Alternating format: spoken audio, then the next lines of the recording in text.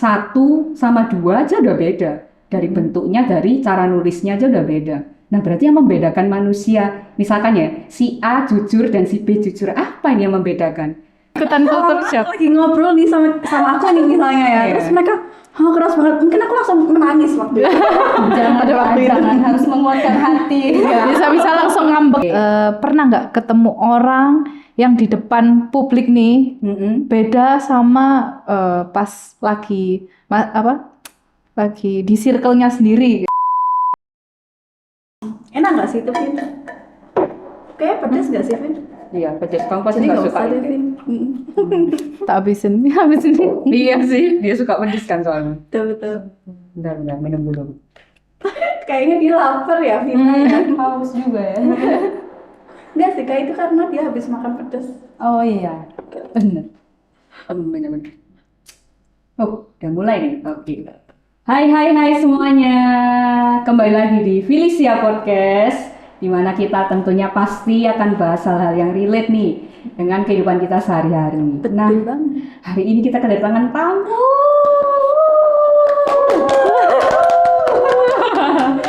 Datang dari jauh nih tamunya nih. Waduh, dari jauh dari mana nih, Vin? Nah, coba kita tanya langsung aja. Iya. Jadi Waduh, kakak dari mana nih? saya itu dari tempat yang sangat jauh guys. Luar negeri. Coba. negeri. Nggak sampai luar negeri. Coba tebak dari perawakan saya. Dari mana ini? Kalau dari suaranya kayaknya Cia tahu. Dari mana? Dari mana tuh? Dari timur pokoknya. Timur. Oke, betul.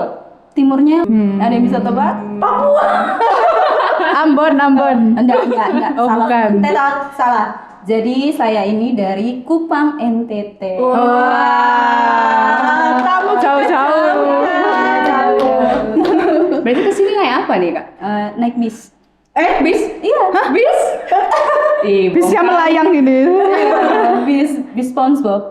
Yang beneran naik bis dah dari Kupang NTT? Ya Terus enggak. ke Surabaya? Enggak, dari kos ke sini. Bilang atuh Kak. Aduh, kakak ini Sony bagaimana sih? Bisa jadi bisa. Oke, Salah kayaknya ya tadi ya? Iya. harusnya Salah nggak sih Sonde apa tadi ya? Aku bilang. Benar. Oh benar. Oh, betul. Lolos. Langsung jadi orang Kupang. Iya. Bentar. Bentar nih, kita belum tahu nih namanya kakak ini siapa. Oh iya, iya. benar ya. Bukan kita, tapi Vi semuanya belum tahu. Oh, iya. Jadi kita sama kakak siapa nih? Oke, perkenalkan, hai Vi. Saya Feby dari Kupang NTT. Wah. Hai Kak Feby. Halo Cia. Oke. Kultur shock waktu datang di Jawa atau Surabaya ini apa? Oke, kultur shock yang pertama itu panas sekali. Woi, oke, iya. Benar. Karena di Kupang itu memang panas, tapi tidak sepanas di sini. Aduh, itu Sini kayaknya lebih panas. Semua Kayaknya warga bukan Surabaya aja juga sih, kultur yang- shock iya. dengan Kultur shock. panasnya Betul. sekarang ini. Atau mungkin karena kebetulan di bulan Oktober ya datangnya. Waduh, kita udah nggak tahu lagi nih kapan musim hujan, kapan kemarau, kapan Nggak tentu. panas. Iya, pokoknya udah dulu panas aja pokoknya. Panas saja. Terus apa lagi? Iya, Apa lagi? selain panas, yang kedua itu tutur katanya itu loh lembut-lembut semua.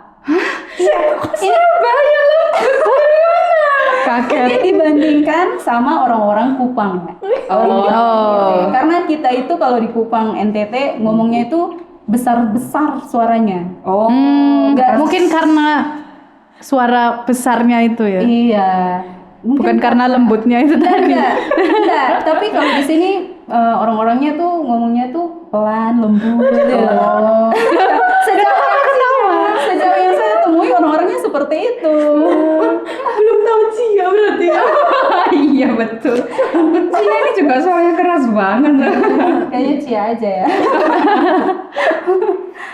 Tapi kita merasa suaranya kakak ini lembut. Iya, loh. lembut. nggak sih? Ini penyesuaian, guys. Oh, penyesuaian Iya, karena iya. ada di sini. Karena ada di Surabaya. Pulau Jawa. Oh, Oh, berarti oke. kalau di Kupang sana nggak sekecil ini? Iya sekarang? enggak. Oh, Iya. Tentunya tidak seperti ini. Oke. Kalian akan kaget sih. Sampai teriak-teriak gitu tak Kak, kalau di Kupang? Terdengar seperti teriak, tapi sebenarnya kami tidak teriak.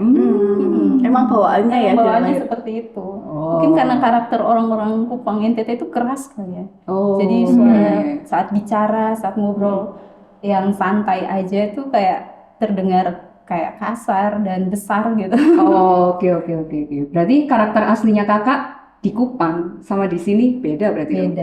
Beda karena penyesuaian tempat. Nah, benar, menarik nih. Dari kakak yang bahas tadi kan soal karakter penyesuaian. Nah, kira-kira nih ya, karakter itu bisa berubah nggak sih sebenarnya? Menurut kalian semua nih? Menurutku bisa sih. Sama juga sih. Ya kan? Iya, bisa. Ya? Iya. Tapi kalau tadi yang disampaikan sama Kak Feby itu bukannya kebiasaannya. Nah, Kan kebiasaannya Kak Feby udah dari sana bicaranya keras nih dengan nada yang keras nih ya. Terus saat sampai di Pulau Jawa akhirnya mengecilkan sedikit suaranya menyesuaikan dengan apa yang ada di Pulau Jawa nih, orang-orang yang di Pulau Jawa nih ya. Jadi itu menurut Cheris lebih ke kebiasaan ya, bukan karakter, ya nggak sih? iya sih kayaknya kebiasaan sih. Kebiasaan. Nah, berarti karakter sendiri itu apa sih? Saat cerita bertemu dengan fakta, let's find the truth. Bentar, Kak Feby kok diem aja? Kita lupa kan? Kita belum briefing. Kita belum briefing ya. Bintang tamu, bintang tamu. Iya, kita lupa ya. Aku saking excitednya ini ya. Di briefing dulu guys. Iya, jadi kita ngomong saat cerita bertemu dengan fakta, let's find the truth-nya. Kita punya apa? Ciri khas lucu. Iya, Let's find the truth kayak gini. Oke, iya. Ulang ya, ulang. Oke. Udah hafal nih ya Kak Feby? Udah, coba. Jadi, Saat cerita bertemu dengan fakta, let's find the truth. Oke. udah menjadi posisi ya. Oke. Saat cerita bertemu dengan fakta, let's find the truth.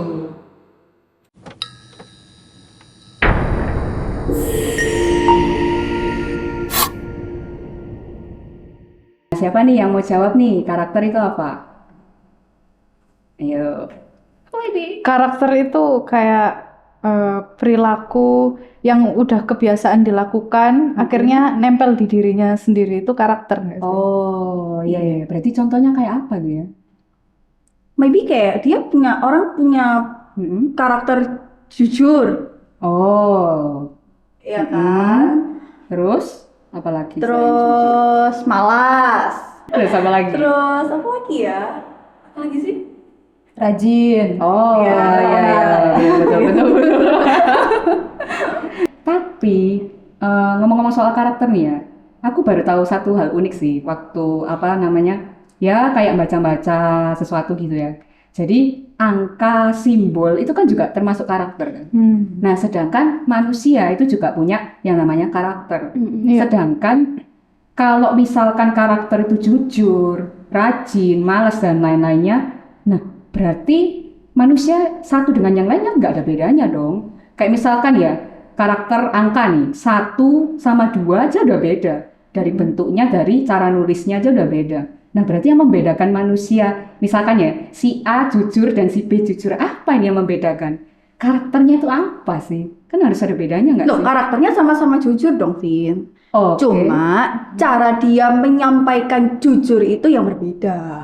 Gimana itu contohnya? Kan ada misalnya si A nih, dia jujur dengan cara yang lembut, dengan menyampaikannya dengan cara yang lebih halus. Ada orang si B, dia juga jujur, tapi dia lebih ke belak-belakan. Tahu nggak sih? Oh, Iya, Lebih kayak terang-terangan. terang-terangan langsung kebuka gitu loh Kak. Jadi dia nggak nutup-nutupi, dia langsung aja nih aku jujur kayak gini. Tapi ada yang tadi si A ini jujurnya lebih ke halus, lebih ke gitulah. Kan sama-sama tapi dua orang ini sama-sama jujur, cuma pembawaannya atau mengekspresikan karakter jujurnya itu berbeda. Oh, Gitu. I see. Ya. Iya sih, iya. Kalau gitu akhirnya ketahuan kan bedanya. Iya. Kalau si A ini lebih jujur kayak gimana, yang si B kayak gimana. Oh, berarti dari cara dia mengekspresikan ya. Betul. Oke. Terus karakter itu menurut kalian dipengaruhi oleh lingkungan sekitar atau keadaan sekitar nggak? Kalau menurutku sih iya ya. Iya, Sama juga sih. kebentuk dari lingkungan. Setuju juga. Berarti di NTT pun juga kayak gitu, Kak? Iya, karena kan kalau di lingkungan kita di NTT itu kan ngomongnya sering besar gitu kan. Disampaikan pun, menegur orang pun tuh dengan cara yang keras gitu. Itu dipengaruhi oleh lingkungan sekitar. Cuman ketika kita datang ke sini, orang-orangnya cara menegurnya juga beda, ya kan?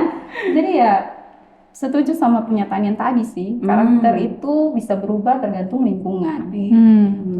Jadi aku nanti nggak kaget kalau misalnya nanti aku ke Kupang. Iya betul. Kalau nanti aku ke Kupang tiba-tiba Kak Feby belum kasih tahu nih ceritanya kayak tadi. Culture Aku shock ke kita. Kupang ya. Ikutan culture shock. Aku lagi ngobrol nih sama aku nih misalnya ya. Terus mereka keras banget. Mungkin aku langsung menangis waktu itu. Jangan harus menguatkan hati. Bisa-bisa langsung ngambek gak mau ke Kupang lagi. Nah, itu kebiasaan orang Kupang itu seperti itu. Jadi tahu Tapi deh. tidak marah, itu tidak marah. Iya, cuma memang suara atau nada bicaranya ya. Iya, yang lebih besar dan lebih kuat dan keras gitu.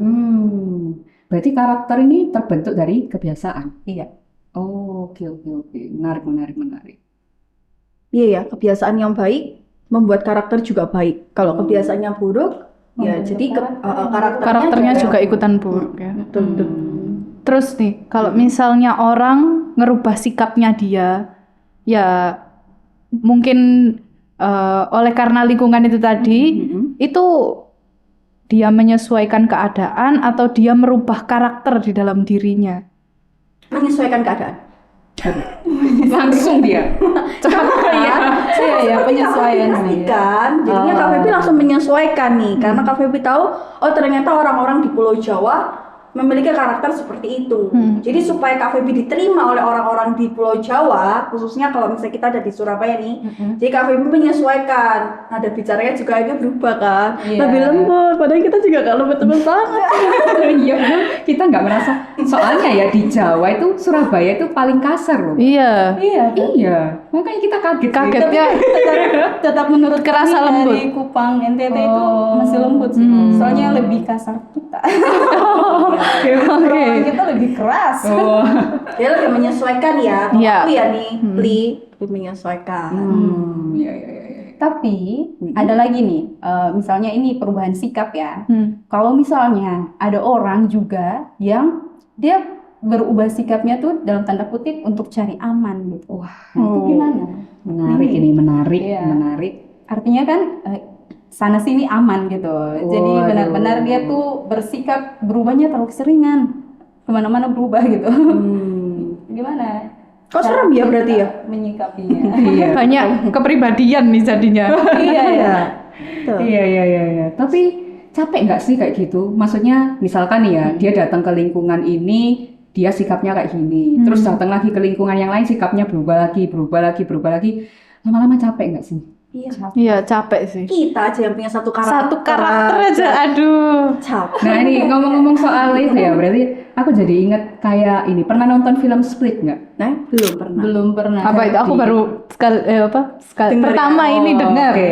Ini film udah agak lama sih, nggak tahu aku lupa tahun berapa gitu ya.